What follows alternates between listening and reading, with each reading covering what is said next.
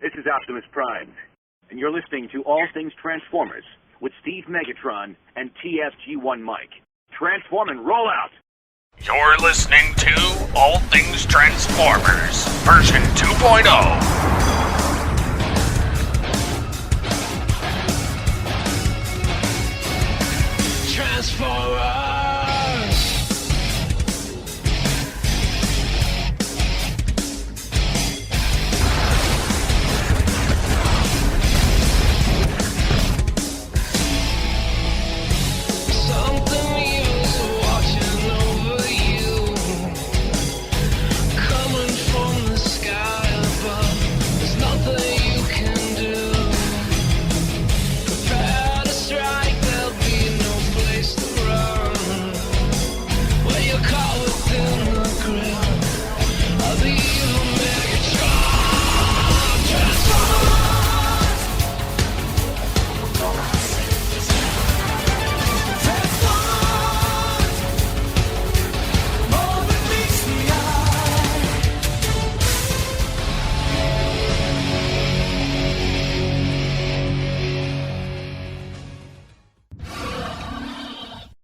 Hello, and welcome to All Things Transformers 2.0, Episode 2. I'm your host, Steve Megatron Phillips, and joining me this week is... Guy, TFG1 Mike. Yes, TFG1 Mike, hello. And me, Optimus Solo. Yes, hello. Hello. How you guys doing? I'm doing good. Pretty good. Except for the no sleep thing. Yeah, except for having to fucking move thing. We all have issues. Yes. For giving my cats up thing, and my car going into service 12 times for the same issue thing, and driving my car in a ditch. So we've all had a good week. Yeah, really. Well, this is all sequentially in this pretty much the same day. Poor Steve. Yes, well, I had my car in service half the week because I have the same issue with this particular Chevy Aveo that no dealership can seem to figure out because it's a common problem, and you Google it, and people have more idea of what's wrong with it than the dealers and GM. Yes. I guess on a few good notes, let's see, we released Tooncast 91 on Top Cat, and our collaboration with Pop Culture Network with From the Command Center, the new Power Rangers podcast, launched this week, so that's some good news. We also finished up the second set of shows on the telecast, the second set of 5 shows. Yep. So we've done the Nickelodeon 5 block, and we did the educational 5 block, so. Yep. Moving on to Puppets and Muppets next. Yay! Puppets and Muppets. Oh, and then the other good news for me, I guess, or as far as my other stuff, obviously the Behind the Voice Actors, our user profiles launched in the last, 7 or 8 days. And they are awesome. So if you're not a member of Behind the Voice Actors yet, stop what you're doing right now. You can listen and register at the same time. Yes. They are awesome. Yeah. I'm liking them so far. Yes, I am. I'm liking the ability to add voice actors in there and characters. They still don't have it for specific versions of the characters, which is, fine for now. I mean, I know that'll eventually hit there, but... I told you before, I like the fact that all the voice disc clips show up on a user's page, so you don't have to scroll through or find them. You can just listen to, I can go to your page and listen to your 3 voice disc clips without having to search for them. It is a lot more tied in and integrated now, and that is a lot better than what it once was. Yeah. Because then you're not like, let me hear your clips. Well, let me dig them out for you. Yeah. Yeah, besides the fact that I have to move, I'm also waiting for all the damn bugs to be worked out with not really bugs, but I mean like with what Steve said, not individual characters hasn't been included yet, so I'm waiting for all. It's kind of like the Apple thing. You want the iPhone 5 right now when it comes out in June or whenever it's supposed to come out, but yet there's going to be a ton of bugs with it, so you might as well wait. It's like getting a video system the first day it comes out. Yep. Like, why would you do that? Yep. But the other thing I did recently is I just made another top 10 list of behind the voice actors for top 10 female voice actors of the 90s. So you can go check that. That's why you asked me that question. Yeah, and I did end up bumping her into the 2000s. Yeah, that's okay. Wow, that sounds so wrong. Yeah, he bumped her. Wow. I wish. Considering I know, hey, shut up. Dude, she's married. Let's move on. It's your I think I crush. know what I'm you're sorry. talking about. Transformers. We're here for Transformers. That's right. Doesn't she have to do something with Transformers? She sure does. Shh.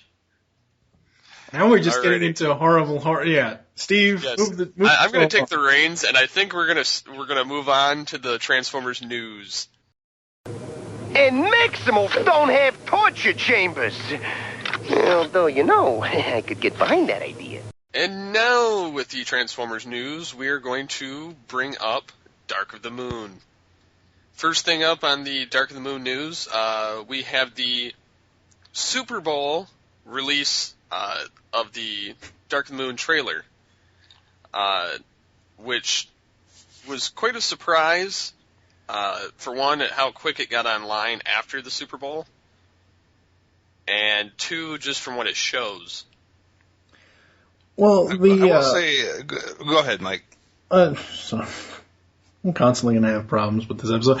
What I was going to say was, the thing about Steve saying how fast it got online, there was a news item a few weeks ago, before the Super Bowl, that Nelson or whoever, one of the moderators of Michael Bay's website, said that it will be immediately on the Michael Bay website right after it airs during the Super Bowl. So, I mean, it doesn't surprise me nowadays because it's like, Yeah, well, the other thing I was going to say is, like, it's becoming a thing with the Super Bowl now. Like, it used to be, as far as, like, commercials and all this other stuff and, halftime show is the big deal. They're now, like, it's a big deal when they release which movies are going to get previewed during the Super Bowl because it's kind of become a center for previewing all the summer movies. And there was actually a list that was let out of like all 12, I think there was like 10 or 12 different movies that were going to receive previews. They even had them listed as to which ones would be pregame, which ones would be during the game, which ones would be postgame and all this. Exactly. So I just think it's kind of a neat trend that all of a sudden the Super Bowl is becoming like this movie preview center. The only thing for me is I'd say 90% of those previews were really short. Yeah, I'd have to definitely agree with you because the ones I did watch, granted, they did show a lot of good stuff that get you hooked and get you interested in the movies, but they definitely were way too short. Yeah, like the Captain America preview, like I was like, oh, cool, because you get to see what they, the best thing is you get to see what the characters look like a little bit. You get to get an idea for the feel of the film, but like it left, I mean, it didn't reveal much. It was just like, I have no idea what this movie's going to consist of. But that's how I felt with a lot of them. But it was good to see. It's always good to see Transformers trailers. Oh, yeah, I definitely agree. I was quite excited to catch that particular trailer, to catch the Pirates of the Caribbean. I was pumped to see Captain America, Thor. Yeah. So, I mean, that was definitely cool to see come up. Yeah, I enjoyed it. What did you guys think about the Dark of the Moon trailer?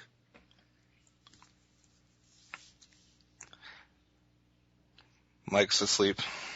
Yes. No, I'm not asleep. What are your opinions on the trailer, Mike? We all know you have opinions. God, I'm so trying to bite my tongue at this point because there's. Let it out. Anyway, no, I can't. Yeah, just let it out. We like to speak freely on this show. Anyways, That's what we're all about. no, I was gonna mention something about a purple dinosaur, but anyway, Other than that, see exactly. The trailer is too short. It's too short. I mean, honestly, if I was gonna sum it up in like 2 words, it's too short. It's like it was one of those things where you blink and you miss it. I mean, it just pisses me off. Pisses you off because it was too short? Yeah, because it's like I'm not expecting like anything major, but at this point, the Super Bowl, it's February. The movie comes out in July, so what is that? 8, 9 months away? 5 or 6, but 6, 5 or 6 months away, something like that. Comes out in July, yet they can't give us a full theatrical spot for a Super Bowl spot or something longer than what that was, because hell, every other movie that they showed pretty much, goddamn Pirates of the fucking Caribbean, that's a full trailer. The Thor trailer, that's a full trailer. I don't get why they're just giving us little snippets and all that, and it's like, holy crap, it's like they're trying to make us do a giant friggin' guessing game. Oh, it just pissed me off. How did you really feel? Although I did like seeing, I believe we saw Shockwave in there, so that was kind of cool. You did get to see a lot of new robots, which was definitely something I was looking forward to, other than that crappy teaser that we got to see, which we found out it was Sentinel Prime. Yeah, that I did find it interesting that they actually came out, whenever they did and confirmed that was actually that character, because I know for a while there was a lot of speculation as to, is that Sentinel Prime, is that somebody else, and I'm glad that they confirmed who that is. Yeah, and see, I was kind of surprised at the fact that it's Sentinel Prime and not Alpha Trion? Yeah, I mean, it looked damn close to Alpha Trion in any case, and yeah. You're just kind of like, huh? I'm interested to see what they do with this one. I'll say that much. And I'm going to give Michael Bay the benefit of the doubt this time and just say that I hope that he's learned from the previous movie and does this one right. Well, and the other thing, nobody should be going into this one with high expectations, so it should be better than what you expect. Yeah, that is true. It's kind of like the prequels to the Star Wars movies. Like, you went into the second and especially the third one not necessarily expecting that much, and then they were better than that, because it's better than when you come in with all that hype thinking it's going to be the greatest movie ever, because it's not going to be. But yeah, I'm going to give him the benefit of the doubt. Maybe he'll get it right the third time. Third time's a charm. Yeah, because definitely I don't think they want to reproduce the crap of the previous movie. Yeah, I can't see Michael Bay wanting to do that. But well, and he admitted that he had a tough time with the second one. Like, in one of his recent interviews, he was like, that was a really tough one to make. It was a tough time in Hollywood to make a movie, and I realized that we, messed up in a couple different ways, but at least he's admitting it. Yeah, and I'm glad that at least we're beyond that. Beyond that point, and he's going to try something different. I definitely did like the trailer. Like we already said, they didn't show enough, but it definitely makes us pumped for the third movie, whereas before everybody was kind of like, yeah, I don't really know how much I'm going to like this. Yeah, that's true. What else do we got for Dark of the Moon news, Mike? Video game stuff. Video games. You can hear how thrilled he sounds. He is thrilled. Yeah, really. Hey, but there is good news. The High Moon Studios is the team behind it instead of freaking Activision. Yeah. Which is actually very good. Apparently, like Steve said, High Moon Studios is the creative team behind the upcoming Dark of the Moon game. Game director Sean Miller said that the gameplay is similar to War for Cybertron and will have a feature called Stealth Force. So, like Steve said, at least it's not done by the actual people at Activision, and it probably will be very different. And if it's in War for Cybertron style of gameplay, it'll be a hell of a lot better. And as far as story goes, it says it's supposed to be a prequel to the movie. Yeah. So. Which is nice, because it's kind of hard to make a game around a movie, right? And usually those bomb right away. So the fact that they're doing an in-betweener kind of makes it more of a thing to look forward to. Yeah, no, I agree with that completely. And another thing, as far as Dark of the Prime, or Dark of the Prime. Jesus. Dark of the Prime. That'd be an interesting one. But Dark of the Moon, just kind of some stuff that Michael Bay has leaked out as far as news goes. Obviously, the whole Sentinel Prime being in there, and according to Michael Bay, Sentinel Prime is great. He said he can't tell us anything else other than he's great. He talked about Shockwave a little bit. Said he's bad. He's got a much bigger gun and is a little more vicious than in comparison to Megatron. And he also said that Dark of the Moon will be his final Transformers film. And quote Michael Bay here, "It does have an end, yes, because I am finished doing this." Well, but there's never truly an end in movies. And sorry to cut you off, Mike, but I mean, he may also reconsider, being that this guy has kind of told us bald-faced lies before. That's true. And if the money's talking, he may come back. If the money's talking, he may come back, but I think that he needs to move on and do something else. I mean, like up to the point of the Transformers films, Michael Bay was known for stuff like Bad Boys, Armageddon, stuff like that, and Pearl Harbor and all that.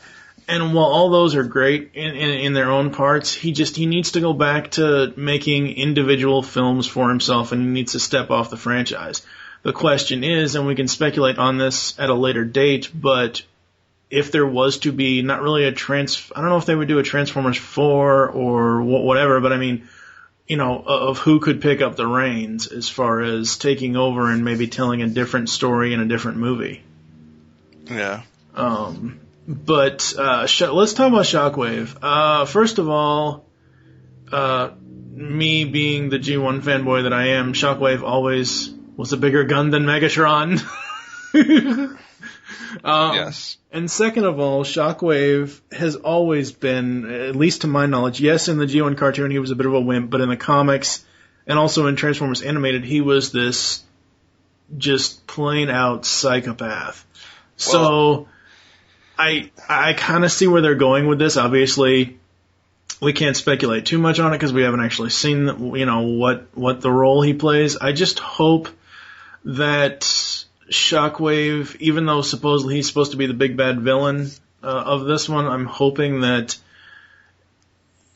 he doesn't try to overthrow Megatron, because that was the main problem I had with Revenge of the Fallen. You do not make Megatron a servant of anyone. Yeah. No, Megatron is not the bitch.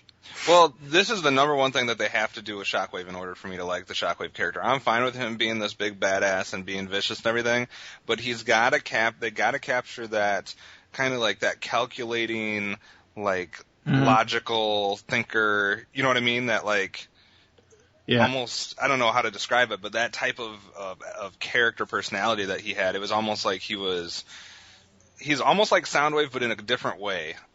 Like he's more, I don't know, like step by step, but he just has this weird like logic circuit type.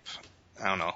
Cold and calculating is the best way I can describe it, but he has to have that little essence of his character. He can't just be a crazy psychopath, because he was never crazy in the cartoon or anywhere else.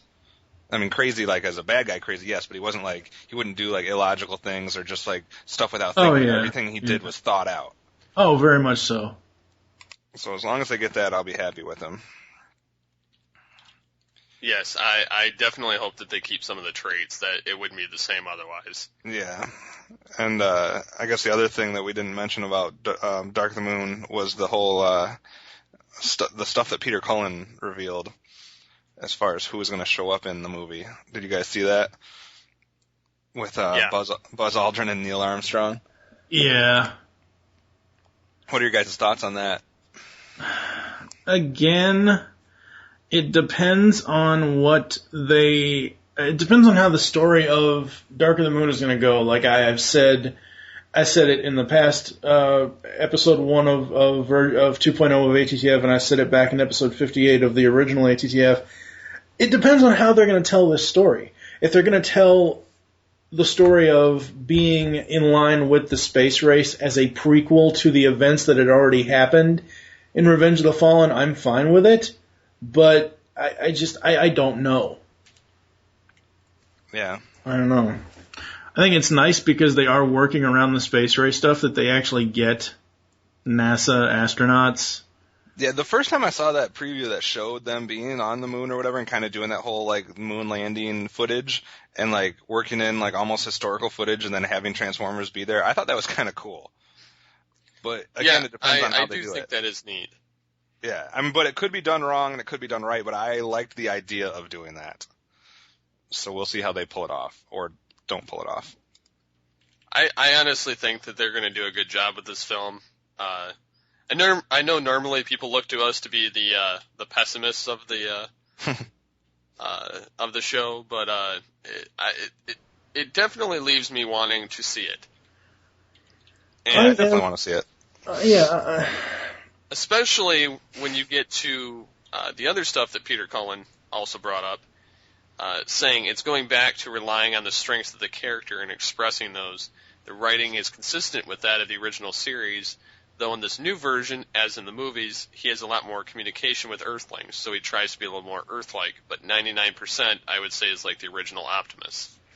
Right, and I mean, the whole thing about the movies is, everybody bitches and complains, even I do, about Revenge of the Fallen, and how it isn't that great of a movie, and it honestly isn't, because they kind of fumbled the ball there, but it's not the worst movie ever. No. I know a lot of people think that it is, and I've even said that it is one of the worst. It's probably one of the worst movies ever, but it's not like totally unwatchable. I still like it. Yeah, no, and then it's fine. I mean, people can like it if they want to. There are certain parts I absolutely love about that movie. Hello, Three Stooges moment in the temple. That was awesome. Anyway. I like it for what it is, but yeah. I don't like how they kind of glossed over the characteristics of the characters. Exactly. And again, that goes back to maybe they should have waited till 2010 or 2011 to make Revenge of the Fallen. I know the whole point of movies and sequels is 1 to 3 years after the original. Huh? Hit them hard, hit them fast. Yeah, exactly. But the thing of it is if you're having a writer's strike and you don't have good writers you shouldn't do it. You shouldn't fucking do it. It's that simple. You just shouldn't. I'm excited for Dark of the Moon. I don't know if it's... I mean, I've seen both of the Transformers live-action films in theaters. I don't know if I will. This one, it's not because of the actual movie. I've gone over this before. It's because of me getting to a theater with actual seats that fit fat people. Anyway, but I am excited for it. It, along with some of the other superhero movies that have come out over the last few years, are probably the only movies I've seen in theaters, with the exception of Tron Legacy. Because everything else I can just wait for DVD. But I'm excited for it. I want to see more. I feel gypped that we only saw that. I get that teasers are supposed to be teasers and they're not. I mean, hell, honestly, if you think about it, Michael Bay has got this teaser thing down. Show a little clip saying his name, show whatever he's going to show, and then show some robot transform and then logo. That's a teaser. Whereas most other teasers show you like the first 5 minutes of the damn movie. True. But I need to see more because I really want to see more of it. I would rather have a shorter teaser though than a teaser that gives you all the good parts. Exactly. So. And that's what he's accomplished with all the films, though. He gives us nothing. Right. Exactly. I mean, we're just like, huh? I mean, the whole time we're just like, what? What the hell are we watching? Yes. Yeah. I think we'll move on to TF Prime news now. Yes. That always makes me happy. Yes. This is definitely a much brighter zone to be in. We have the TF Prime Episode 6 release today. Or actually yesterday. It aired yesterday, but it's on YouTube today. Yes, for 5 days only. Or you can get it at PredaconEmpire.com. Yes. Till I get a cease and desist. And then so everybody that hasn't else. seen it, go out there and watch it quick before it's gone. Yeah. If not, it'll be on PredaconEmpire.com. Yes. Or if it's already there for download. Just check your DVR. Yes. Yes. Do that too. That's probably better. It's more legal. And you can have it longer.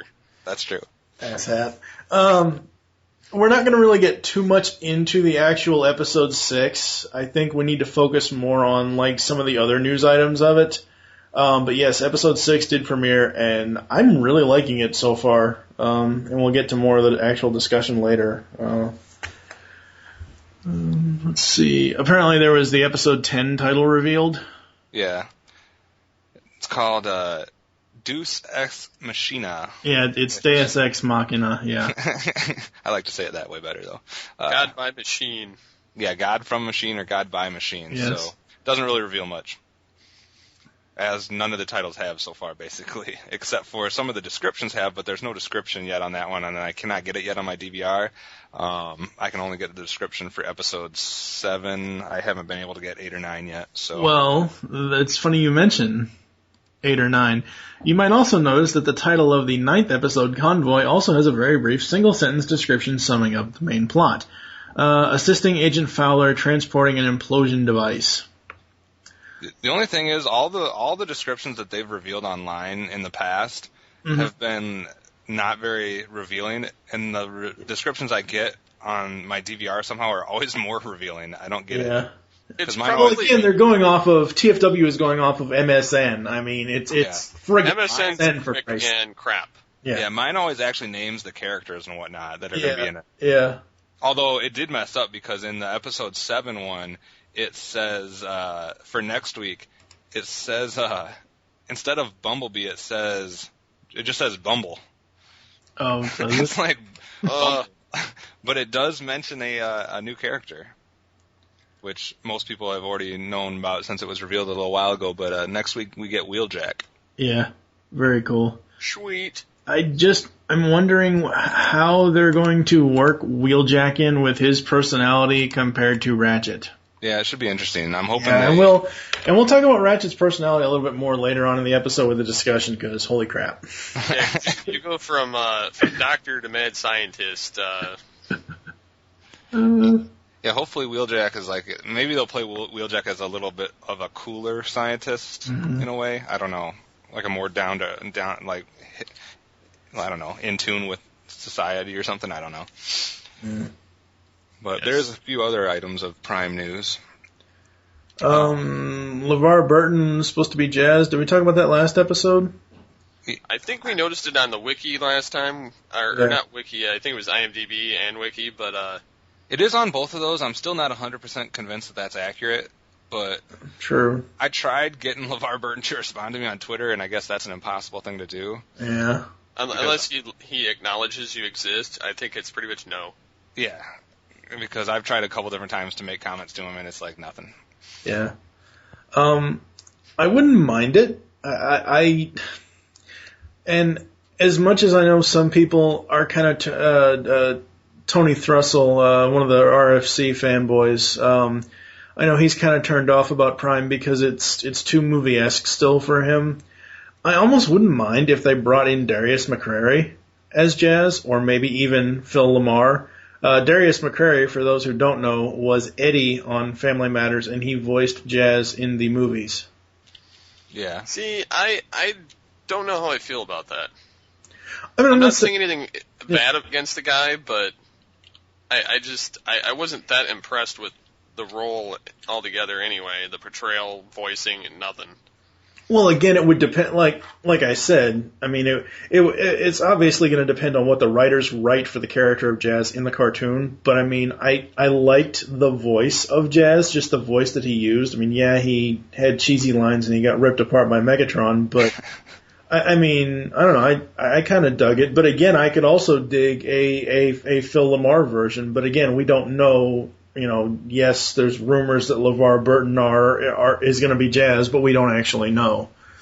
Yeah, so we'll have to wait and see. And like I said, he hasn't been mentioned in any of the episode descriptions so far, so we'll see when he shows up. The other thing I wanted to mention about Transformers Prime is that it came out this last week that there will be a second season unless things like somehow crash and burn or there's some type of crazy event or something like that, but it says that it got picked up for a second season of 26 episodes, and it also confirmed that the 26 episodes of season 1, that those 5 episodes that came out earlier are part of that. Oh, sweet. So, well, just meaning that yesterday's episode was not the first of the 26, it was the 6th of the 26. So we only have 20 more for season 1, and then there'll be 26 in season 2 for a total of 52 episodes. And, that's all we know so far. But I just think it's cool that that means they must have had enough ratings in those 5 episodes that premiered back in November that they thought it was worth picking up for a second season. So, I don't know. I always like it when shows get picked up for a second season. Funny thing about that is that when we interviewed Bob Skir, he mentioned something about he heard rumors that they were going to have a second season. Nice. Yeah. 52 episodes is a lot of time to tell a story, and since this is a continuity type, this isn't like G1, this isn't like a one, I know there was some vague continuity in some episodes or over the course of the entire G1 thing, but basically they're just one-offs. And since this is a continuity-based show, I'm glad it's not limited to 26 episodes because they would have to fly through. So giving them 52 episodes really should give them enough time to really delve into some of these characters. Right. Yes. And I can honestly say that I think it's cool that there's 26 episodes per season. Yep. Because it's more along the lines of, well, actually, between the 2 seasons, it'll have as many episodes as Beast Wars altogether. Yeah, which is about enough time to tell a good story. Mm-hmm. And enough time to change their bodies should they need to. And get new toys. There we go. Next up on the gathering plate here is it's the official release from Shout Factory's DVD producer, Brian Ward, makes it pretty damn clear that Transformers Beast Wars is going to have a new release. Yeah, he made 2 different tweets that were instantly on every Transformers site as well as TV shows on DVD. I freaking told you, Steve. I know. You told I me told this. you. I said told a year you. ago. You're like, well, Hasbro did, acquire all their rights stuff again, and with TFG1 coming out by Shout, Beast Wars shouldn't be too far to follow. Exactly, because I believe that Hasbro has licensed the rights out to Shout Factory to be their distributor as far as getting Transformers stuff on DVD. Yeah, I thought there was a couple more interesting tweets made by him that weren't included in that initial one. Mm-hmm. He said, "As I did with the G1 set, I'm going to throw out the call for commercials, convention footage, etc. from fans. What you got, gang?" Which I remember on the show. We so need to link him to those Beast Wars things on YouTube. Well, I just know that when we had the G1, there was people from TFW, the boards that got into the special features that right. got to take a part in that. That's cool. Here's the most interesting thing for me though. He says, "It's a little early for us to discuss packaging, though I can say that because we're examining the Transformers franchise as a whole and potentially giving it a line look, we may be investigating ways to combine several different incarnations, i.e. G1, Beast Wars, and more, into a complementary line." I don't know exactly what that means, but I like it.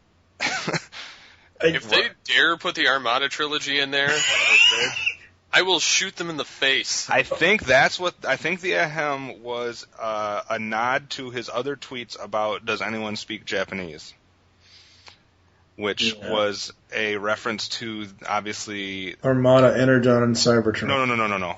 Which was a reference to one of 2 things. Oh. It was either Transformers Victory, Headmasters, and whatever else that was. Master Force and Zone. Yeah. Or, here's an idea, since he's tweeting this at the same time as he's tweeting Beast Wars and Beast Machines, could it be Beast Wars 2 and Beast Wars Neo? That would be interesting. I would be interested to see those in America, honestly. If we could get that in American audio.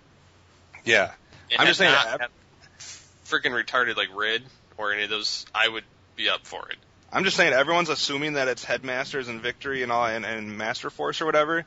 I wouldn't be surprised if it's actually Beast Wars Neo and Beast Wars 2, because that would be the reason why he would need, why you would say, does someone speak Japanese? The other ones have been dubbed in English. Yeah. So, either way, it'd be cool to have them on DVD because those are hard to find. Yeah, the one thing that I really would like to see, and I know Steve would like to see this as well. Well, I don't know what part of it he would like to see, but my point is, I don't know whether I'm sure they're going to do volume sets, obviously, because that's what Shout Factory does is volume sets, but I'm hoping that they do a complete series set. But my hope for a complete series set is the entire U.S. Beast era. Beast Wars and Beast Machines in one set. That'd be cool if they did that, but I can't see them doing it. I know. I honestly cannot see them doing that either, and that's only because they'd want to be able to market them separately, being that they were technically two different shows. Yeah. Brian, the thing that's going to sell this to me, like all the Shout stuff, is the special features. Oh, yeah. Like, give me some good interviews with the voice actors, give me some behind-the-scenes stuff. And Brian Ward usually does a pretty good job with that stuff because he's a fanboy, too. Yeah, exactly. And see, my thing about the Rhino sets are, other than the Season 3 set, there are no special features for the most part. I mean, Right. You've got little animation tests, but you really don't have anything. I mean, you've got that little animatic of Nemesis Part 2, and then you've got the part where they show Primal shoving the original Megatron Spark back in the body. Yeah. Well, Season 1 had the interviews with Larry and Bob. And I do think that they should be able to still carry those over, or at least do updated ones, but at the same time, I'd like to see more than what we got. Like, True. Beast Machines, granted, I believe Rhino did those as well. Yes. But they did a lot better with that series than they did with Beast Wars. Yeah. Beast Wars kind of got shafted. The thing about the Beast Wars features, I can't be for certain, obviously. I don't know what Shout Factory has planned. I don't know what Brian has planned for it. But I think that they're either going to get all new features or they're going to find a way to get all new features, because they even said back when they were putting G1 together that they were not going to carry over any special features from the Rhino DVDs whatsoever. They were going to get their own features. So I'm betting that you're probably not going to get to see the Larry and Bob interview from Season 1 of Beast Wars that is on that set, on the Shout Factory version. If they get a new interview with them, that would be awesome. But I highly doubt they're going to get anything out of Bob for the fact that Hasbro's burned him too many times. Yeah. So yeah, there is that. Only time will tell. I'm sure that we'll find out more as it goes along. Do we have any other final thoughts on the Shout Factory news? Just that I think it's exciting, and I'm waiting to see exactly what we get out of that. Yes. I can't wait to see the menu system, the special features, and the, possibly interviews, and just the box art. Yeah, that'd be neat to see. Yes. I will buy this in whatever form I have to. If I find out that, I'll wait on the initial volume release or season release, but if I find out that they are doing a complete series, I'm waiting and getting that. Yes. The next bit of miscellaneous news we have is Alex Irvine was interviewed by someone about Transformers Exodus 2 is coming. War for Cybertron 2 is coming next year, says Hasbro. Meanwhile, behind the scenes, Alex Irvine, the author of Transformers Exodus, prequel novel to War for Cybertron, is currently working on Transformers Exodus 2. Although the official title of the book is still a mystery, it is said that the title will contain the word Prime. Unicron.com had the privilege of interviewing Mr. Irvine, and he had this to say: I don't want to say too much about it yet, but it does pick up where Exodus left off, and the readers of this book will learn some stuff about the 13, and the book stays focused on Optimus and Megatron mostly. I have an idea for the book about the 13, maybe someday. I'm really excited about this news because I love that book. I like the War for Cybertron game, but I'm sorry, the book told a much better story. And I'm going to try not to lose my cool here. Uh-oh. But can all the fucktards on the TF boards, especially TFW 2005, stop with your lame, ignorant nonsense about the book Exodus. I am so freaking sick of it. I don't know if anyone saw my tweets recently, but... What? What are they saying about the book? First of all, it was, in the reaction to episode 6 of TF Prime, and I know I'm not going to get into it because that's for a little bit later, but someone said, oh, Megatron and Optimus have a history? Like, they were once friends? I'm like, did you not read the book? And they're like, I'd hardly waste my time with something like that since it's not canon. And I'm like, it's really? a new universe.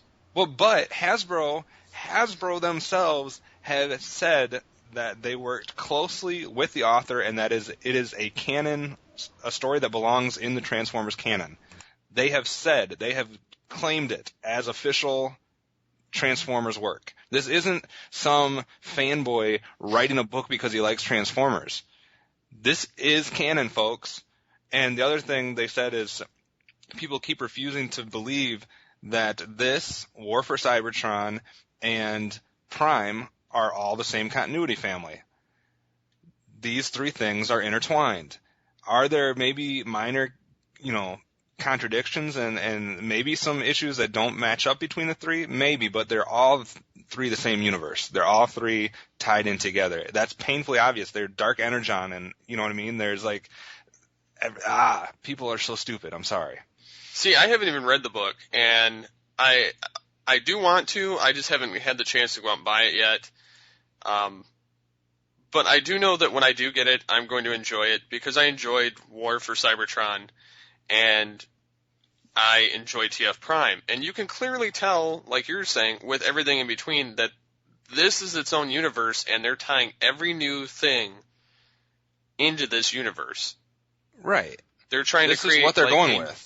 Yeah, they're trying to create a new G1 and essentially, in this new era that will, get people reinterested in the franchise, and it's got enough fanwink in it from all the different series that it just kind of pulls you back in. And right. Instead of just having random shows like Rid and the Armada trilogy and then animated, this one actually, it starts its own franchise in the Exodus and War for Cybertron, and it continues on there. Yeah, it's just, I don't know, whoever was posting that stuff was just bugging me because, yeah, he says, why bother reading Exodus? It's hardly canon. And then this is from Hasbro. They say, telling one of the most important stories in the Transformers canon, this novel explores and expands upon the origins of the supervillain Megatron and his relationship to Optimus Prime, etc. It was developed in close partnership with Hasbro. This is a canonical Transformers tale. So how can you argue with that? That's Hasbro saying that. And the point of it is I cannot speak for the G1 Marvel comics. I've never read those. I've maybe only read one of them, but as far as strictly staying in other media like cartoons, the only thing we have ever gotten from Optimus and Megatron's past was War Dawn in G1, where Megatron cut off Orion Pax's arm. Well, and you actually bring up a great point, though. This is, if you think Exodus is not canon and not continuity, so it's not worth even reading or doing anything with, that's like saying that the Marvel comics were pointless to read. Right, exactly. They were canon. They're from the same company that was doing the show. Are there contradictions between the comics and the G1 cartoon? Absolutely, but they're the same continuity, and they're both canon. Exactly. And the thing about Exodus is, yes, it was a book tie-in for the first release of the game, but it also is continuity telling a story of the beginnings of the war. While, yes, G1's episode of War Dawn, which was written brilliantly by David Wise, did that as well, they didn't tell that story in Exodus. They told the beginning of how this all happened, and Hasbro is trying to tie it all into one continuity, which I think is good. I mean, some people don't like the fact that they're trying to tie it all into one continuity, but I like that. Not just because I'm a continuity buff, just because of the fact that it makes it more easy to fall in line. Well, and I love seeing stuff on the screen that reminds me of something I read. Exactly. Or,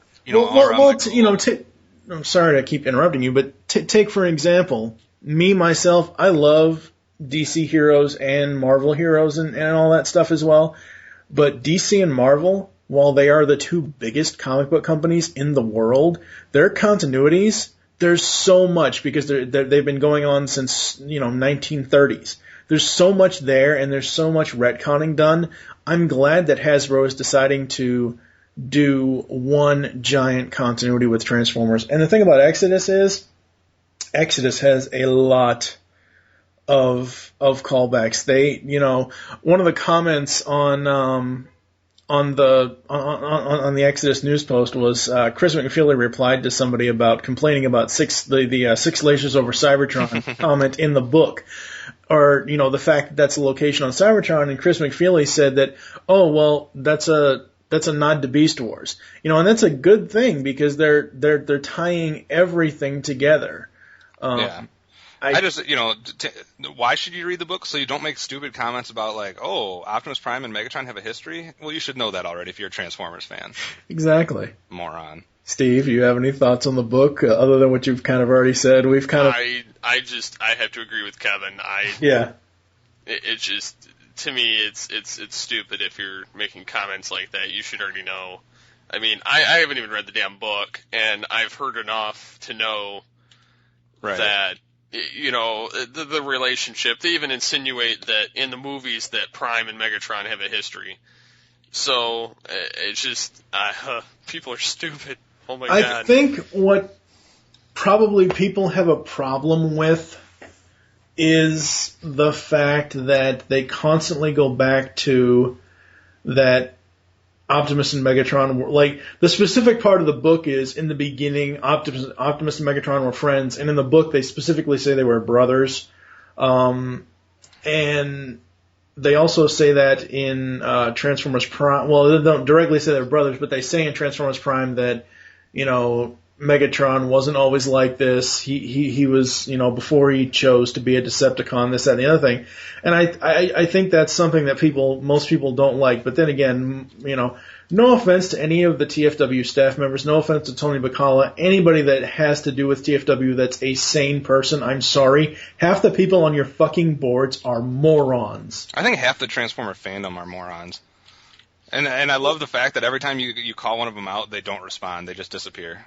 Well, it's funny because TFW, and I know we're going off on a tangent, TFW a few weeks ago had their Twitter was broken. Their link shortener on Twitter was broken, and apparently they have automatic tweets set up, kind of like what we used to do with Geekcast Radio as far as releasing the episodes.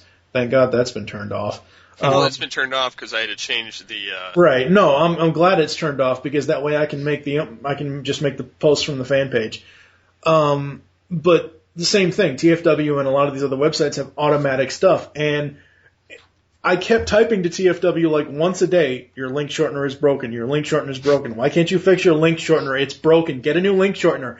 And like a week after I sent all those tweets to @TFW2005, whoever, I don't know if it's Tony or whoever is in charge of the Twitter feed for them, oh, well, I guess because we have a robot working on our Twitter, we didn't realize it was broken. Morons. Why would they not check that? That's not important. Apparently not. Oh my God. Anyways, we're getting off track. Yeah, let's head into some toy news. Who wants to take the first toy news story of the New York Toy Fair stuff? You do. No, I don't. I guess I'll do it. TFW coverage, and as well as like a bunch of other Transformer sites, just them being one of them, they covered the Hasbro New York Toy Fair 2011 investor event. Yes, that is a mouthful.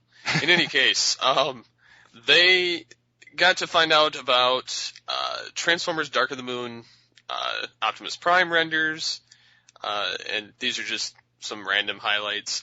The Transformers Rescue Bots, whatever the hell those are. Dark of the Moon Ultimate Optimus Prime official image, which means probably Optimus Prime plus trailer equals Optimus with wings. Oh, you haven't seen that? Yes, well, I saw it in the trailer and I saw the toy, but that's going to be that's one of the articles anyway that I have in here. So I mean, we can talk about that now. the Jetwing Optimus Prime. Oh my god. Hello, Iron Butterfly. Yeah. Float like a butterfly, sting like a butterfly. My name is Butterfly Prime. Yeah. Wow. Yes. I don't know. I mean, I guess it's just a gimmick to sell the same damn toy again, but That's all the movie Optimus is. They just constantly change it, and it's a gimmick. well, they add one more feature, so you have to have that version of the damn toy. That makes me glad that I never bought one. So, it looks cool. I mean, I'm not going to deny that, but I still am not going to get it.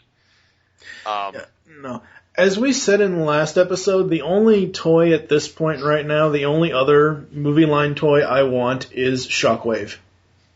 I would have said that until the next news story came out with pictures of Sentinel Prime. Sentinel, why don't you talk about that? Holy crab balls. Well, they actually came out with 3 different pictures. It was Entertainment Weekly revealed official toy images of Transformer Dark of the Moon Leader Class Sentinel Prime. Dark of the Moon, that smashed Hulk that serves as Sentinel Prime's living tomb, is the updated version of... Oh, okay. Now, there was 3 figures. One, they gave us pictures of Sentinel Prime, who, I'm sorry, that dude looks like a badass. He does. Oh, yeah. His shield is awesome. That looks like Vector Prime from Cybertron, almost. Yeah, like, I'm not necessarily huge on his, like, whatever he's holding in his weapon in his one hand, necessarily, but his face mold and his shield are absolutely awesome. And I don't know exactly what's going on the top of his vehicle mode, but I'll wait until I see it. But just the robot mode looks incredible. I think that's like a placement for the shield. Yeah, it looks like there's like a lot of different blades coming out of the top of his car mode. My guess is because the Dark of the Moon toys have that new gimmick of having a weapon on top. Mm-hmm. That's just my guess, is that they're just putting it there as a way to have Robo-Kibble and get away with it. Well, the thing is, this one's a Voyager class, which is not part of the one that's supposed to have that gimmick. But they did give us a picture of the MechTech. Remember, we talked about that last episode. Yeah. They did post a picture of MechTech Megatron Voyager. Yeah. I half want to like this guy and half want to not like him. He looks like some type of like superhero with like Obi-Wan Kenobi cape on with like a hood. And have you guys seen the pictures for this one? Of the new Megatron where he's got the shattered face underneath the hood and the hood and the sleeve down his arm type thing. Yeah. I can see where you want to like it because the vehicle mode and the robot mode look kind of cool. He looks kind of like some kind of a warrior that's hiding himself, but he also leaves not much to be desired. Yeah, I'm torn on this one. Yeah, because he's got the face of Megatron underneath, you can clearly see, but... What it'll depend on is what he looks like if you can remove the hood and the cape and what he looks like underneath. Yeah. My guess is they'll probably have 2 versions. They'll have Megatron fucked up, and they'll have Megatron like which is this, and then they'll have Megatron normal. Yeah. The interesting one, though, is the third picture they revealed, which this is the first time this has ever happened, right? The Transformers Autobot Arc. Yeah, that's the first time they've ever released a toy of the Arc. And it doesn't remind me of the Arc by looking at the picture, but I want to see what size this thing is. I don't know, man. That the Arc looks... I don't know, I might actually get the Arc. No, I mean, it looks good and it's never been done before. It doesn't necessarily like remind me of like the G1 Arc per se. But it looks good for what it is. I mean, it looks good for what it is, but what size is this going to be compared to the figures? Because there's no way they could make it big enough scale-wise. It's not like you could put an actual figure inside that. True.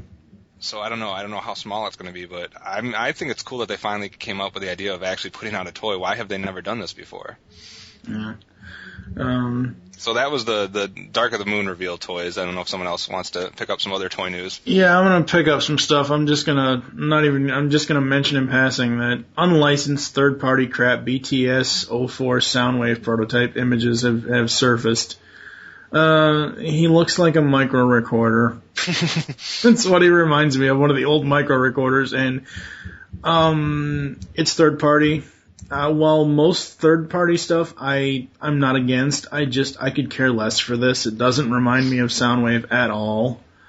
In the painted concept, it does look, right. In the drawing, it does look Soundwave to me, like a nice update to it.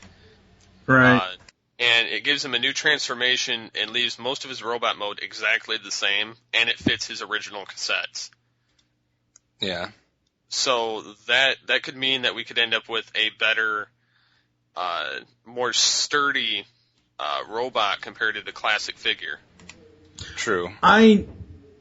I guess I kind of disagree, because I think that the classic G1 Soundwave, especially with the reissue at SDCC in 2009, it stands the test of time, and I would much rather prefer a G1 Soundwave than crappy third-party shit.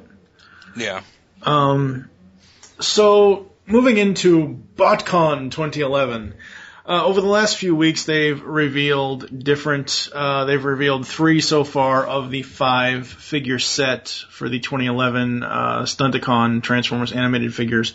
They actually, BotCon's Twitter had said, we're going to leave it up to the fans, put a fan vote on your website, either Dragstrip or Wild Rider were the choices. And Dragstrip won the reveal. Now, Dragstrip, they've gender bended her, because they're using the RC mold from Animated, so Dragstrip is now a female. I cannot believe the people that I just cannot believe the people on TFW go, and I'm sorry that this is turning into a TFW bash, but if you look in there's one of the threads, I'll have to bring it up later, but there was a thread about Dragstrip, and there are just so many people making so many inappropriate jokes about the fact that they changed the gender on the Dragstrip character. First of all, I made a point to somebody on Twitter about Dragstrip. First of all, yes, Dragstrip and G1, they're all males. Fine, whatever. Animated, you have to go by what molds you have. That's the whole point of BotCon. They have to go by what molds they have available to them. Animated changed Red Alert from a male to a female in the cartoon. I don't mind that they made Dragstrip a female. It would kind of be weird if Dragstrip was a male with the RC molded body. So I don't mind this, but it was like all these really, really bad, inappropriate jokes, and it pissed a lot of people off, because a lot of people on TFW is like, holy crap, give me a break. Yeah. I mean, like, really, really wrong, twisted jokes. Gotcha. Yeah, I haven't checked that out because I kind of avoid most of the toy discussion, but I don't know. I just can't get excited about these BotCon figures. I know you like Animated, which is fine, and I'm not against you liking Animated. And Yes, you are. Don't lie. No, I'm fine with you liking Animated, and that's something good for all the Animated fans to have more figures. Yeah. But it's just hard for me to form an opinion since I don't necessarily like or dislike the character since I haven't seen them yet. Yeah. So when the toys come out, it just doesn't affect me as much. Now, they look, as far as like knowing what the other animated figures look like, they look like they're somewhat in tune with that. Different paints obviously and a few different things here and there, but I mean, I don't know, it looks fine. Yeah, they've released, like I said, Dead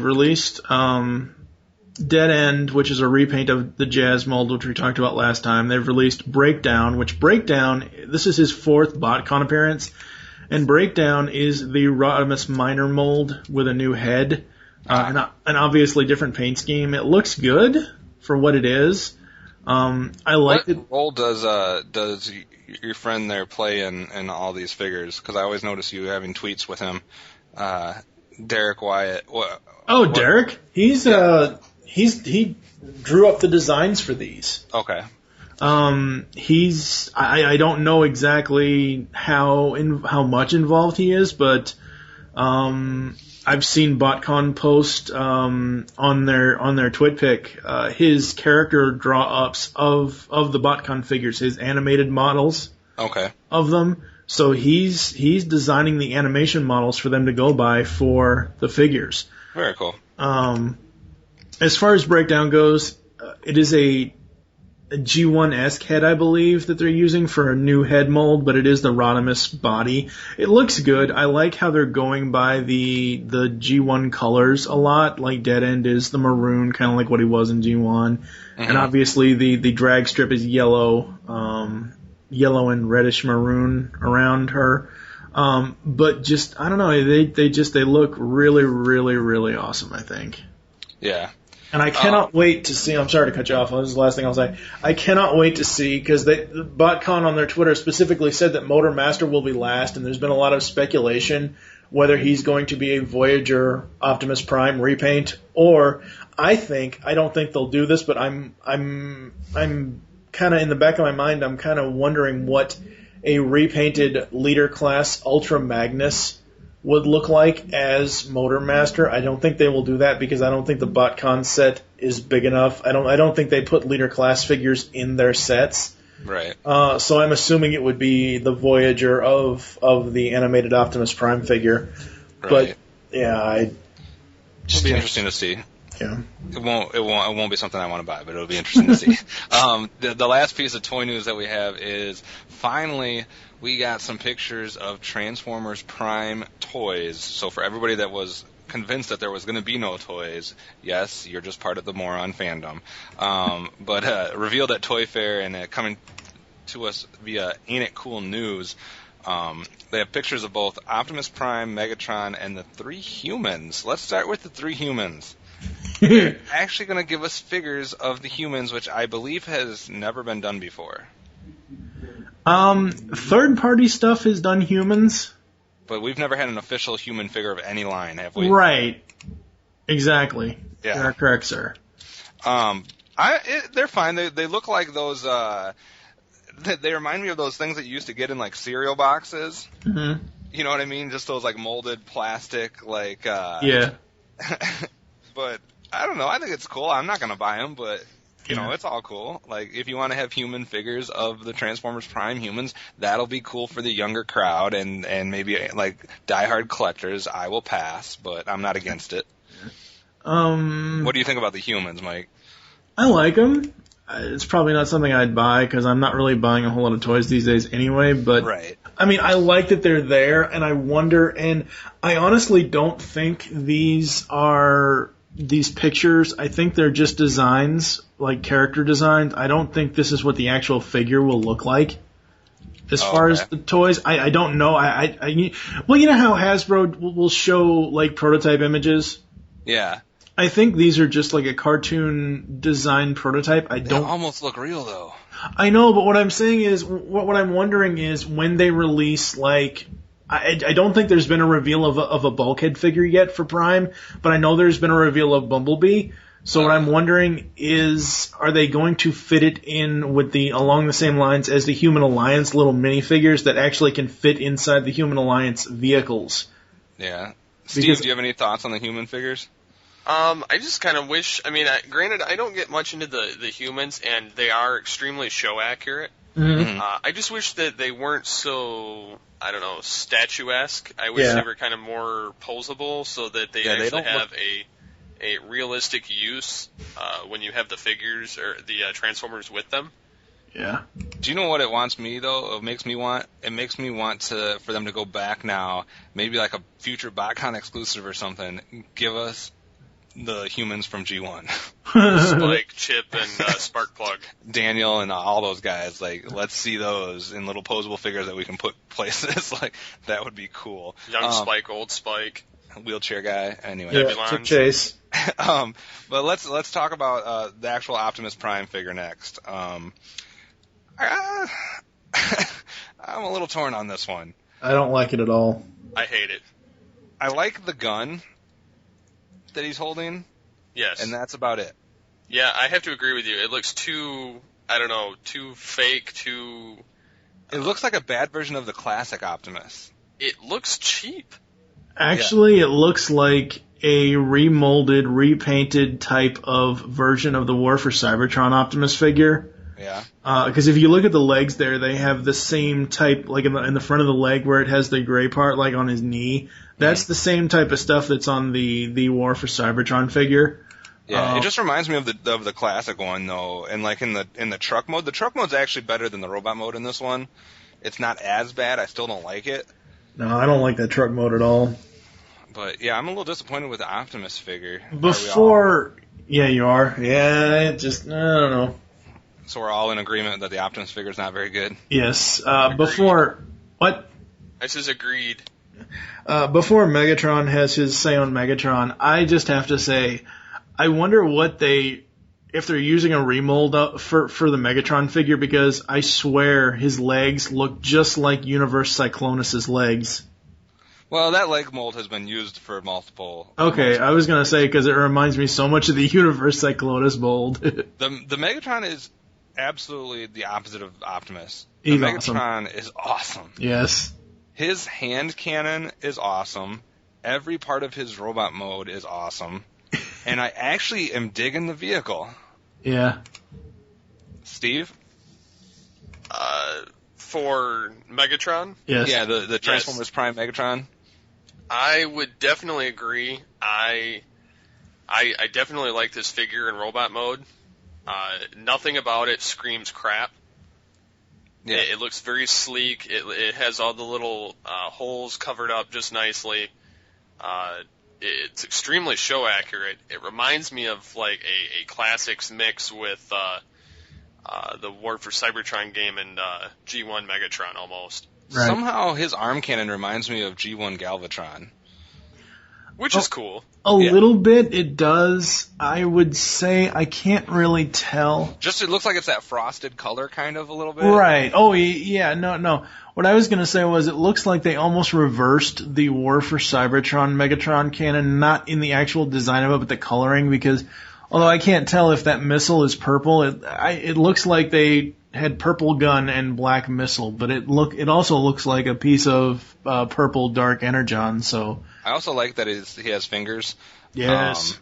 But I don't know. Obviously, I haven't seen much for the Transformers Prime toys, and I'm not in a financial situation to buy much. But I could picture this one being at least the one Transformers Prime toy I do pick up. Yeah. So I don't know. I'm mixed now. So we've seen Optimus, and I know we've seen a little bit of Bumblebee, but we've seen Optimus and Megatron as the main two, and one of them sucks, and one of them's looking cool. So we'll see how the rest of them do. Yes. I hope it's not a thing where all the bad characters are cool and all the good characters are crappy toys, but I guess we'll have to wait and see. Yeah. So I think that does it for the toy news. Yes. Unless anybody else has anything they want to say about toys. Nope. No, I think I'm done with the toys, but I do know I am going to pick this Megatron up. Oh yeah, I will too eventually. This will be in my collection. No doubts about it. So, any other pieces of news we want to get out there before we move on? Nope, I think we're gonna take a break and move on to the discussion. All Things Transformers will be back after these messages. Hey guys, it's Mike Hunt, and we here at IGN have just put together a totally cool list of the top 100 animated series. Oh my god, what's happening? I am from the Geekcast Radio Network, and I have been sent from the cartoon gods to do away with your crappy top 100 list and to enlist all of the other geek gods from across the internet. With our powers combined, we will create the most epic top 100 list of all time and forever put you peons at IGN to shame. So go tell all the other morons at IGN to take cover, because the Geekcast Radio Network's top 100 animated series of all time list is coming soon. You are listening to All Things Transformers. Maximals, maximize! Do you like retro shows? Did you grow up in either the 80s or the 90s? Then tune into Telecast, GeekCastRadio.com's newest podcast. Join us here on the Telecast as we revisit some of your favorite shows, such as Clarissa Explains It All, Salute Your Shorts, Saved by the Bell, and much, much more, only on GeekCastRadio.com. Quick Strike, you may lead. Yeah, that's what I like to hear. Royalty, why was I not chosen? Because, Inferno, when expecting booby traps, always send a boob in first. This is Megatron, leader of the Predacons. And if you're hearing this, it means the Beast Unleashed podcast is now over. Yes. In the Beast Unleashed, myself, Steve Megatron Phillips, Pecan Court Michael Wilson, and TFG1 Mike review Beast Wars and Beast Machines in the very first podcast of its kind.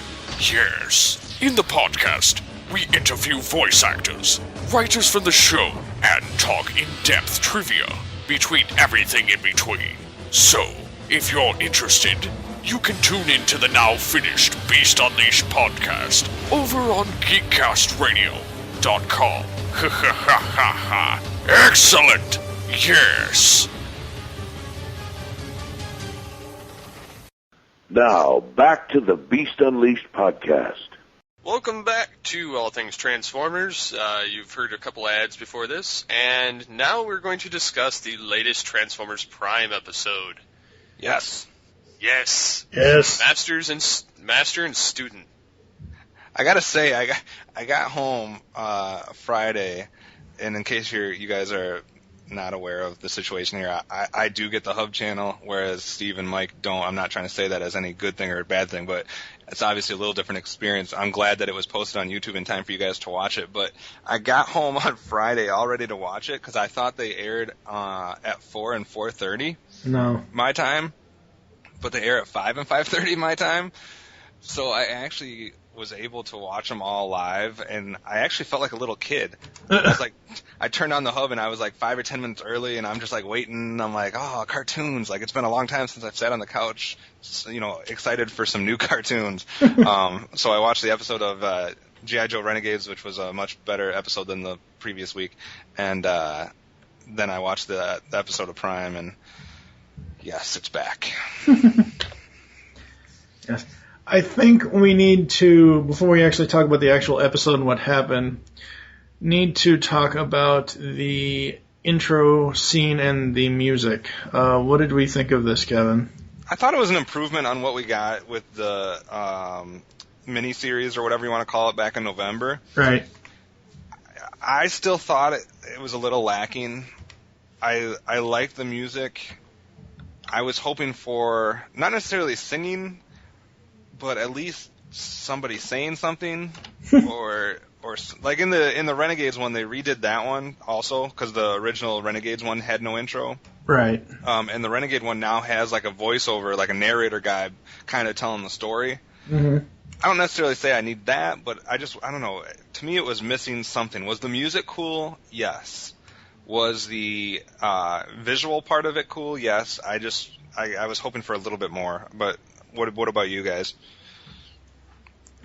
I made a post on Twitter and Facebook that while I like the images, the imagery of it, but the actual theme song, it just reminds me of a music cue from one of the movies, something that Steve Jablonsky would have done for the movie versions, the actual live action films. It reminds me of that.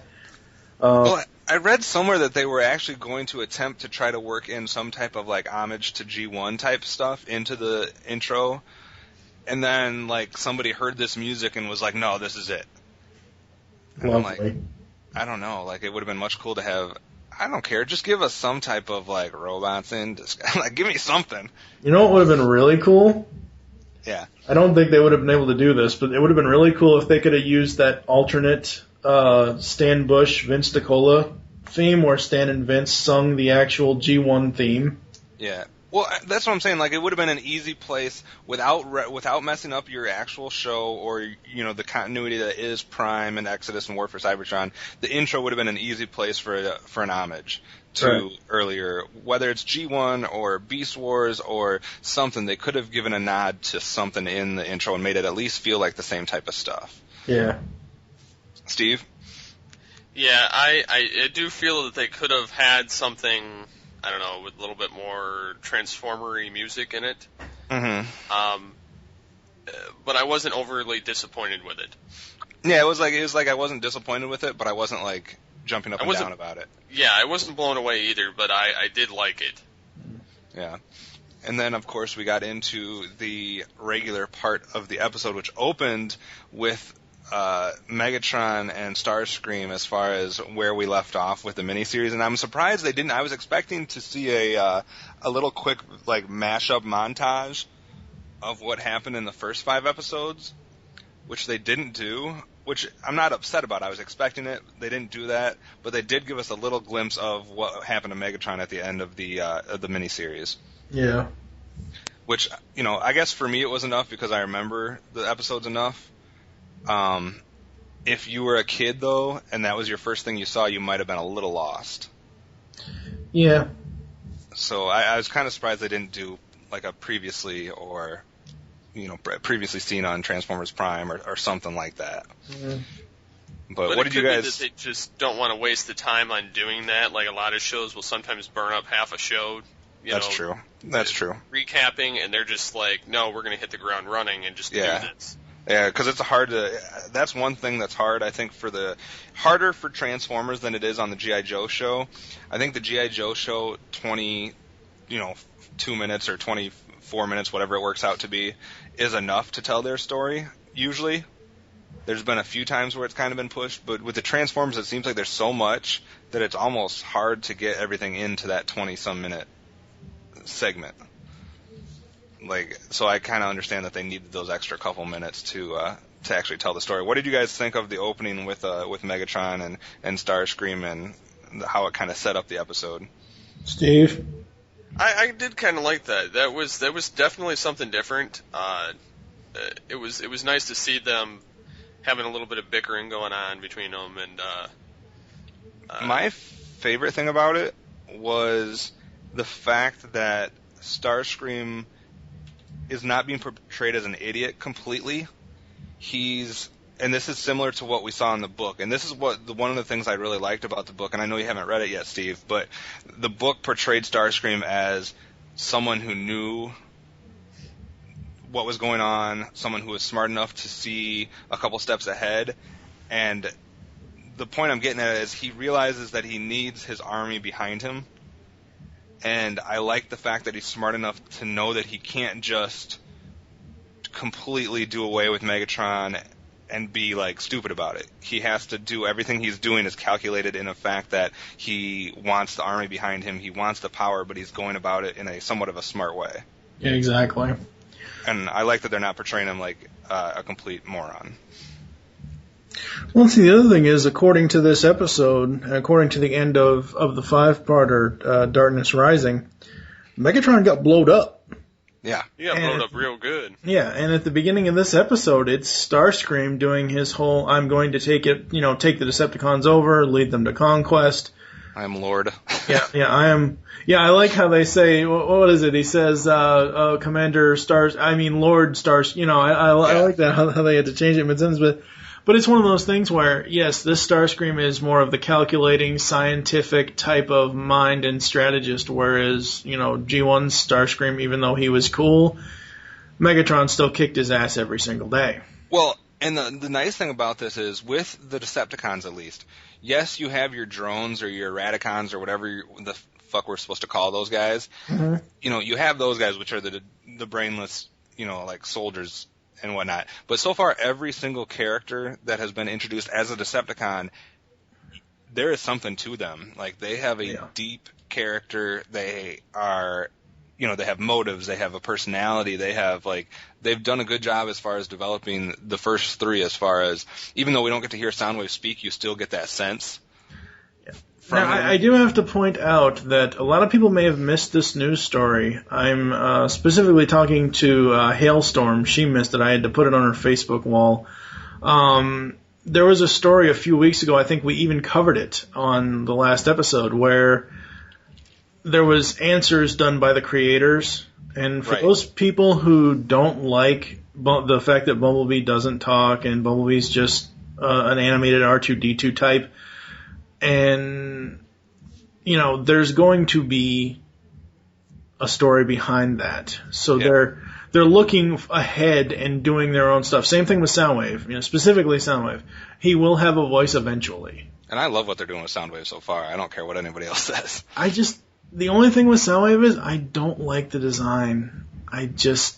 getting used to it, but overall, I don't like his design. Another thing that was surprising with this little introductory part is they actually let one of the Eradicons have some speaking lines. Yep. Which we really hadn't seen of much.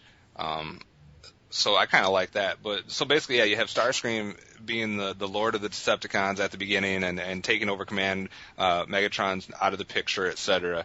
And then we move into, obviously, the introduction of the new character. He says he needs a warrior that can basically rally the troops and that can get everybody to be on his side. And he remembers the fact that there was this Transformer that had been buried on Earth or whatnot, and we have the unveiling of Skyquake.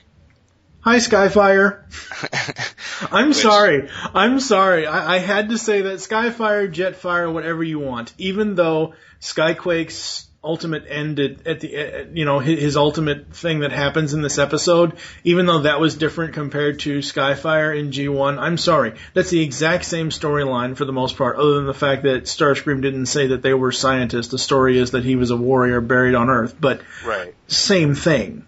No, and that's another little, I guess, homage to G1 or whatever. Yep. And it's not a contradiction or anything because they're different continuities, so I'm fine with that part. Yep. I loved the design of Skyquake, and I loved his voice. Skyquake was very, very cool. His voice was Richard Green, who I'm not super familiar with, but I thought it was the perfect blend of just that deep, menacing voice. And the dude was huge. Oh, yeah, he was huge. He was overbearing over the characters. He had the nice voice. He sounded like he should have been in the movie verse, honestly, but got replaced by crappy, weaker characters. Well, and to me, his jet mode, or his jet parts, or even in robot mode, he didn't look it wasn't as distracting as the movie jets. Mm-hmm. No, it had a nice blend between the two. Yeah. Which I think mostly why people don't like the movies is just because Bay had to screw it all up. If these guys would have been running the show, as far as creative detail, I think we would have liked it a lot more. Well, the thing that we're getting with all these Prime designs so far is, yes, they have somewhat of a feel of the movie characters, because I don't think they want to alienate the generation of kids that they might have hooked with the movies. Mm-hmm. They want it all to seem the same, or at least, they have that little blend. But they're scaling back the amount of just jagged metal edges everywhere. Yeah, exactly. And the thing about Skyquake is, and I'm kind of giving away part of the plot here, there's a scene during the Skyquake battle with Bumblebee and Optimus that Optimus says to Bumblebee, Skyquake hasn't gotten to vehicle mode yet. Retreat, run away, whatever. So you have to chase him. But when Skyquake finds Agent Fowler's super secret, top secret jet and scans it, I thought the scanning of the jet was so cool, but at the same time, I thought that it was going to liquefy Fowler because, no, seriously, because of the fact that when you see the scan go over it, doesn't it short out part of the jet equipment in the cockpit? Oh, I didn't catch that if it did. Yeah, there's something that happens as he's scanning it inside the cockpit where something shorts out in the cockpit. And one of the things that, again, going back to G1, this jet mode, even though it's extremely different and extremely a little more awesome, again, reminds me of Skyfire. Yeah, no, it does to me too. And this is where a lot of people had problems with this episode. Not necessarily major problems, but these are where the first minor problems came into. Mm-hmm. One, the fact that he was basically already a jet before he scanned the Fowler's jet. He already had the wings and everything, which basically easily as you can explain it is, look how it's really expensive to come up with these designs. Yeah. And they didn't have probably the resources to come up with two different robot modes for this character. So the first robot mode is basically already a jet, even before he scans the jet. I'm fine with that. And the other problem they have is, why is Fowler just randomly flying his jet through here so that he can be scanned in the middle of like, nowhere. Gonna have something to do. First of all, he's not a pilot that we know of. He's like a secret agent. Not secret agent, but he's like an agent. Yeah, he's a Special government Forces agent. agent. He just flies his own helicopter jet whenever he wants to and just is like randomly passing through this. And I can see that kind of being like, that was kind of an easy plot device, I guess, to give him someone that he can scan. Mm-hmm. But I'm willing to I know that's what some people had problems with those two parts. I'm willing to get past that because Skyquake is just awesome. And he was beating the crap out of those two. Not just that, he beat the crap out of Starscream. Yeah, Starscream was like, fuck that shit. I'm out of here. And then he was throwing around Bumblebee and Prime like they were rag dolls. Yep. I was like, when is Prime going to call for some backup? This is not enough to take this guy out. But the B story of this episode, you couldn't call for backup because Ratchet, Bulkhead, and RC are helping Jack, Raph, and whatever the hell her damn name is with their science fair projects. Miko. Yeah. Miko, and this is another part that people had problems with. It was a funny, little fun backstory. Was I thrilled with it? No. Am I bothered by it? No. Well, the thing about this episode of Transformers Prime to me is that there's an A story, which is the Starscream, Optimus, Bumblebee, Skyquake thing, and then there's a side B story with Ratchet basically taking over doing the kids' science projects. And it was needed. The little lighthearted humor was needed somehow, whatever way they decided to do it, because you have so much action and the kind of darkness going on in the other part. All right. What did you think of the science fair stuff, Steve? I thought that was quite hilarious how much Ratchet's like, no, you're doing it wrong. And then he just basically takes over. I do like the reveal of the science projects at the end. The science projects at the end. The first thing I thought of when I saw the volcano was, ooh, solar needle. From Changing Gears, G1's episode Changing Gears, where Megatron has the solar needle. Oh, okay, yeah. Nice. It was a nice little humorous, section of the show. And it didn't take up that much time. It was just a few little quick bits. RC. But go ahead. It was worth it, though. Oh no, I agree. It was worth it, and did a lot to further Ratchet's character, which I think Mike, you had mentioned it before that we'd get into it a little bit as far as Ratchet's personality, and with the oncoming Wheeljack next episode, how that dynamic's going to work. Ratchet is a crackpot. Because Wheeljack was always the mad scientist that was always inventing stuff. Right.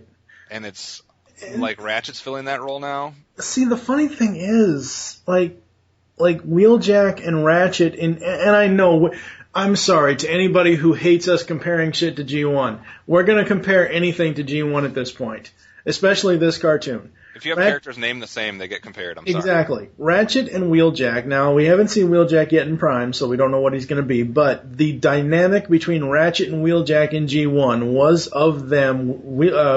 Ratchet was the medic. He was also part inventor, but Wheeljack was the crackpot. Mm-hmm. And Wheeljack built the freaking Dinobots. I know. He was drunk. So it'll be interesting to see how they do that. I will be very interested to see what way they go with that. Yeah. The thing about Ratchet in Transformers Prime, I'm sorry, like the whole time he's doing this whole science thing, I'm sorry, every time, and it's specifically because of who's voicing the character, I see nothing but the Steve Ditko's question from Justice League. I see nothing but the question character from Justice League because Jeffrey Combs voices Ratchet, and just everything that Ratchet is doing in the series so far reminds me so much of anything that the question would say in Justice League. It just, right. Oh god, I love. So we definitely got a little more in-depth character stuff with Ratchet. RC and Bulkhead are basically background in this episode. Yeah. We don't really get to see hardly anything from them. Which Although is I do fine. like RC's line, Jack and RC's quips to each other. Yeah. And then we move back into the whole Skyquake thing, which Bumblebee eventually gets on Skyquake once he gets into jet mode, and tears what does he tear out of him? He rips out part of his both wings. Part of his wings, part of his engines, probably his fuel intakes. And basically we have this massive jet, like we said before, way bigger than the other characters, just doing this epic crash into the side of the mountain or in the dirt or whatever you want to call it, like wherever they're at. And we're left to believe that basically he's dead. Yeah. Now, let me go off on TFW people again, but they're a bunch of morons. If I have to hear one more frickin' person say, what, are they going to do this every episode, kill off somebody? I'm going to fucking kill somebody myself. Because, yes, they killed Cliffjumper early on. And yes, we're supposed to believe basically, and Skyquake may be dead right now too. Why do you then think that that's going to happen every single episode? The writers are not idiots. The writers are not going to introduce a character every single episode and kill them off. So I don't know why people would think that's going to happen, or be scared that that's going to happen. It's okay that it happens every once in a while, so I don't get why everyone's freaking out. They're like, every single person that posts about this episode says, oh, I love the episode, but are we going to kill someone every day? I love the episode, why did Skyquake have to die? And, first of all, we don't know if he died or not. He went boom, but he didn't go boom as in like a space bridge exploded inside his face. He didn't get killed like Cliffjumper did. Yeah, he didn't get killed like Cliffjumper did, where Dark Energon took over his body and he became a damn zombie. And for the other morons, Cliffjumper's not coming back. He's dead. Well, People are naive if they think that they're going to get The Rock for an entire series. Well, first of all, the writer and creator has already confirmed. He said, when we kill someone, they're dead. Dead, they're dead. But didn't Jeff Klein or somebody also say that that's not to say that we won't bring them back in flashbacks? Well, yeah, he said you could see him like in a flashback or something, but for those people that think that he's going to come back like as a real character, right? You're morons. He's dead. He was brutally killed. And Jeff Klein basically said, anytime we kill someone, they're dead. Yeah. So the question is, with Skyquake, it wasn't as definitive if he was dead or not. Exactly.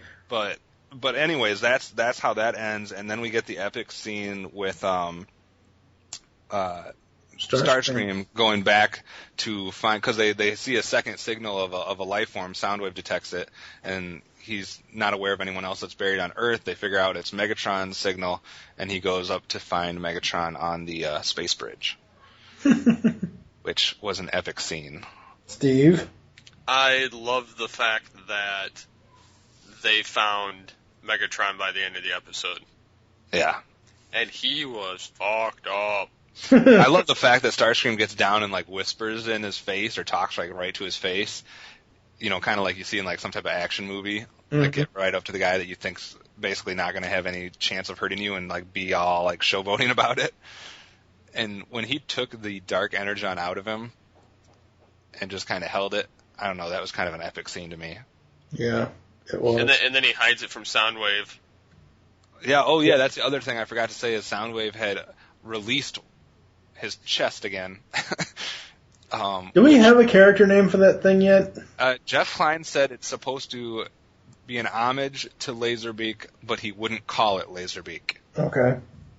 But we basically had a Soundwave minion, or whatever you want to call him, go up to keep track of what Starscream was doing. And this is where I'm talking about where Starscream tries to play it smart, because he wanted to do certain things to Megatron there.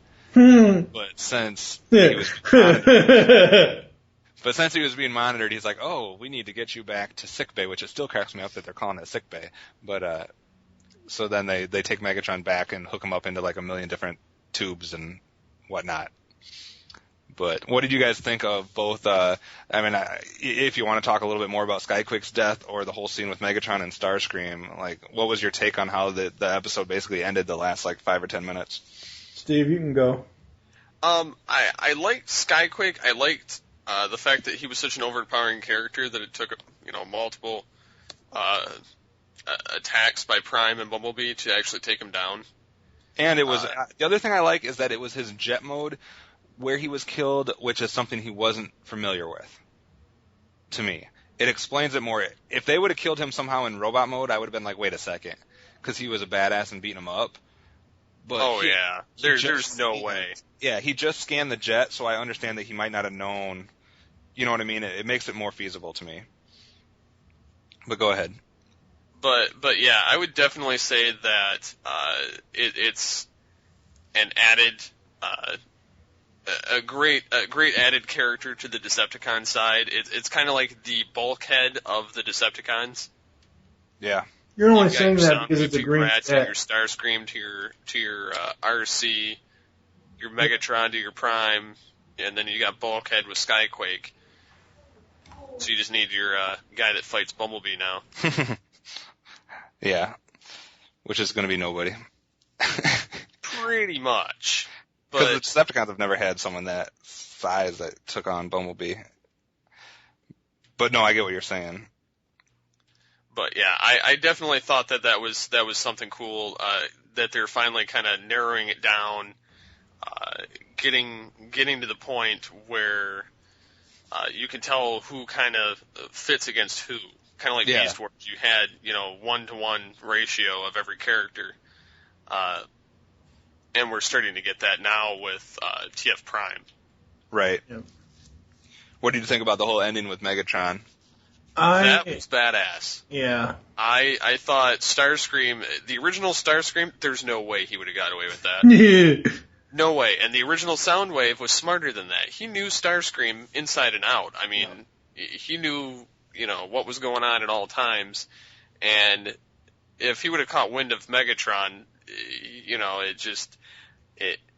this Starscream's got some balls, but he's also got some brains. He knows when to cower, when to strike, and when to just kind of give up for the moment. Well, and it seems like none of the Decepticons quite understand how, as far as Soundwave, Megatron, and Starscream, each one of them is like not to be reckoned with. Yep. And like I don't know if they fully understand each other's underlying, capabilities and motives. I think Megatron knows. See, I wasn't sure if he knew quite yet. He may not know how much of a twisted character Starscream is, but he knows not to trust him. Yeah. Because when Starscream whispered to him, he leaned up and kind of groaned and then just fell back weakly. Right. And then Starscream's like, you ain't getting back up. He's like, this dark energon's the other thing keeping you awake. It sure is setting up for some type of epic revenge by Megatron. Oh, yeah. Oh, yeah, and he's going to royally thrash Starscream. Are we going to get something are we going to get something as badass as what we had in the animated movie? Where he just shows up and blows. He's going to disintegrate him, but he may turn him into a zombie. Yeah. Treat a cliff now jumper. Hold on, though, because Megatron in the 5-parter jammed the Dark Energon into his chest, and he was fine. He didn't turn into a zombie. He just got more power because the Dark Energon comes from Unicron's spark, or Unicron. But he was alive.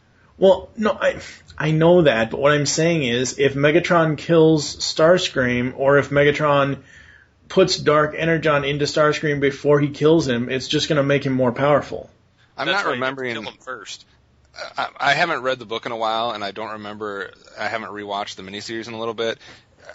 The miniseries, when Megatron put the Dark Energon inside him, Starscream was like, "But Lord Megatron, you don't know what it's going to do to you." Well, no. What I'm saying is, the Dark Energon has the opposite effect on Decepticons as it does Autobots. Is that where we're supposed to be with that? Right, exactly. Whereas with the Autobots, it kills them and turns them into zombies because it's the blood of Unicron. Right. Where that would be just like in the War for Cybertron game, where Megatron infuses his troops with Dark Energon. Exactly. Right. But at the same time, even the Decepticons with Dark Energon become, somewhat unstable, and they need it constantly. It's like a drug. Right, that's true. But what I'm saying is, there's no way that Megatron could kill Starscream with Dark Energon. He would have to kill him he was first. removing it, though. He was Right. removing it from him, which was basically the only thing that was keeping him alive at that point. Like Steve was saying he's wondering what kind of revenge Megatron is going to get on Starscream. Oh, gotcha, yeah. Megatron cannot kill Starscream with Dark Energon because it would just empower him more. Right. You kill an Autobot with it and make them zombies, but you can't kill a Decepticon with it because it is the blood of Unicron. Megatron would have to kill Starscream some other way, by shooting him or something, and hopefully, with the way that this Megatron's personality is, hopefully he won't be, oh, well, that's strike one, Starscream. Strike two, now I'm gonna blast you with my fusion cannon. Which... Maybe he'll just turn him into a crackhead. That would be funny. So he'd be a crack fiend trying to scour the space for Dark Energen. Yeah, so we're basically left to see what exactly is going to happen with Megatron. Is he going to live? Is he going to die? We pretty much know he's going to live, but I mean, exactly how is that going to play out? And how is it going to go down with him and Starscream? And which characters are we going to see in the future? Yeah. I'm hoping Skyquake does return. I really did like him as a Decepticon. And I hope to God, because the whole other point of this episode was Prime kept saying to Bumblebee, "Oh well, Skyquake had a choice. Had he not chosen to follow Megatron, he could have joined." I hope that they do not go back to this whole Skyquake / Skyfire Jetfire thing of, oh, he's a Decepticon. Oh no, wait, he's an Autobot. Clearly, this Skyquake character is a Decepticon. He is serving Lord Megatron. He is not said to be a scientist like Skyfire was in G1. So I'm hoping to God they don't go back and forth with the character. The other thing I forgot to mention is his line that a lot of people thought was kind of interesting, where he said, "I could never side with a Prime." Mm-hmm. Which obviously made it seem like, immediately you get a sense of history there, that not only, he either knows Optimus Prime, he knows Optimus Prime from the past, but it seems like he knows the history of different Primes. Right. So that was kind of interesting. But yeah, I liked everything about him. I liked the fact that he was big and bad. I liked the fact that he had that history where he knew the story behind Prime and Megatron and whatnot. And overall thoughts of the episode, I was pleasantly impressed with the start of the full-on regular season now. Yep. There's not much to complain about. I'm definitely pumped. Yep. So now I have 2 shows I can watch every Friday. Yes. So any other thoughts on as far as the Prime show, anything that we didn't talk about that we need to, or? No, I think we about covered it this week. Yeah, I think so too. Things to look forward to for me is Wheeljack and what exactly we're going to see with the Scraplets. What are they? They were supposed to come in episode 7, right? Not this past episode? I might be getting it confused. Scraplets are episode 7. I don't remember if Wheeljack's episode 7 or if Wheeljack's episode 8. Okay, because I thought Scraplets was the infection. Oh, okay, yeah.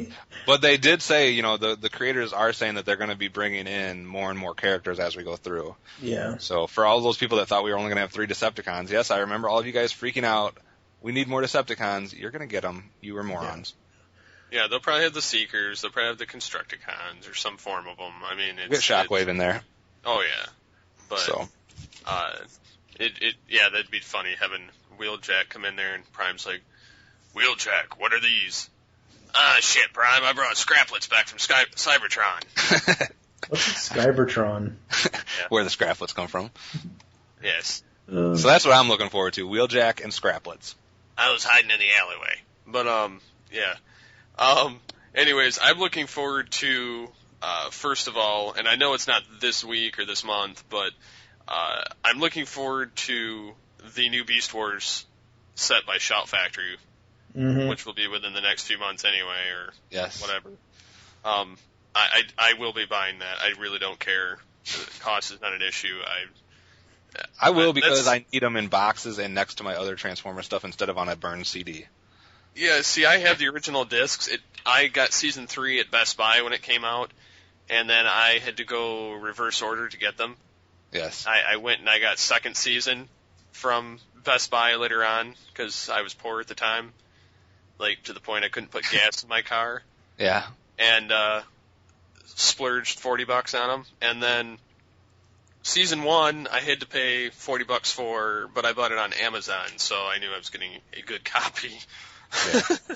Yeah, I just have them burned DVDs from one of my friends. That's all I have.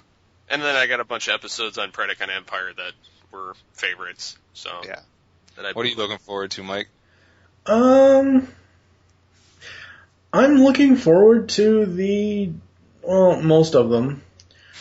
Transformers Prime toys, just to see what they look like in actual toy form because, I mean, let's face it, any of these pictures are most likely Photoshopped that we've talked about today. The Megatron one looks awesome. I'm most looking forward to that. I'm with how good Megatron looks, it makes me look forward to the Starscream. Yeah, they showed Starscream off, didn't they? I didn't think we got as clear or as good of pictures of all the modes or something. I didn't remember seeing those, but maybe they did. But why don't you guys talk a little bit more, and I'll see if I can find it. No, I'm just kidding. There is a lot of stuff to look forward to, though, between Prime and the new episodes and new characters being revealed there, between all the toys for both Prime and BotCon, for those people that are into that, which isn't me, for this second book that's coming out, for the Beast Wars set and whatever else, the other set that they're hinting at, and the third movie. I mean, like I said last episode, it's a good time to be a Transformers fan. And look at what they're doing right now. They are talking and speaking basically to every type of Transformers fan. The people that like the movies, you got a new movie coming out. The people that like this new stuff, you got Prime and Prime toys. The people that like Beast Wars and Beast Machines, you got new sets of DVDs coming out. The people that like animated, you got your BotCon figures. Yep. Like, they're hitting everybody. The Deluxe Starscream was premiered on TFW a while ago with the Deluxe Bumblebee. It was one of the first images brought up. Okay. Because when they first announced it, they first showed RC, Starscream, and Bumblebee, and I just put the link in Skype for you guys to see the Starscream figure. And that looks cool, too. One of the things I'm loving about the Prime figures so far, show accuracy. Oh, yeah, no doubt about it. I mean, show accuracy. You know, you can say what you want to say about the designs of the cartoon. I mean, honestly, you know, I've always said I don't like the movie toys, but that's because they always show, like, the gears and the inner workings and stuff on the toys. These toys, because they're based off the Prime designs, and the Prime designs don't have so many innards sticking out. Mm-hmm. I love just the looks of these. Will the Starscream thing be something I add to my collection? Probably not anytime soon. Maybe down the line I will, but just so show accurate and just so amazing. That jet mode looks really awesome. It almost looks like a shark. Yeah. Flying shark. Yeah. With laser beams on its friggin' head. Sorry. So we got a lot of stuff to look forward to, basically. Yeah, a lot of stuff. Yeah, and I definitely think that this new toy line looks much better than previous ones have in terms of the show, like you were saying, Mike. And then I'd also have to say Starscream's look is growing on me. It really helps what Steve Bloom is doing with the voice, though. It makes you care for the character more, whereas before you're kind of like, I don't know. Yeah. I gotta say, like, kind of going off more on the Transformers Prime toys stuff a little bit really quick before we close out. I've never really cared for any of the movie figure Bumblebees, but the Prime Bumblebee looks really, really cool in toy form. Yeah, he looks alright. I've never been a fan of his face, but... I mean, the car looks amazing. I would just get one just for the car mode. Yeah, the car mode looks pretty cool. Yeah. So maybe by the next time we have an episode, we'll have seen some pictures of some of the other, the future characters that are being premiered now and the Bulkhead character. That would be nice to see. Yes. But for now, I guess we will cut this episode to a close. We've talked about a lot of great things this episode. If there's anything that you'd like to hear us talk about in the next episode for discussion, or to send in fan mail or fan voicemail, or even the Ask Megatron, please send it to steve@geekcastradio.com or comment through the website or the fan page. So for now, we have been Mike TFG1 Blanchard and Kevin Optimus Solo. And this is Steve Megatron, and we're signing off, and we will see you next Saturday.